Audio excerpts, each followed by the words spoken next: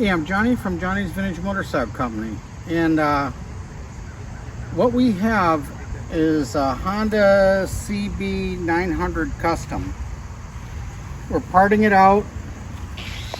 I don't have a title for it or anything like that. The motor's stuck, but it's got the dual range transmission on this side of the motorcycle.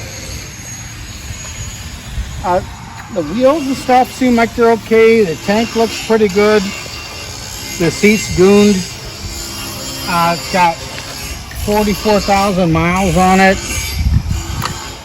Needs a little bit here and a little bit there. But anyway, the reason we have this motorcycle is because we're redoing a Honda and we thought everything fit everything, and it doesn't. So we're offering this for parts. If there's any interest, give us a buzz. But we're selling it.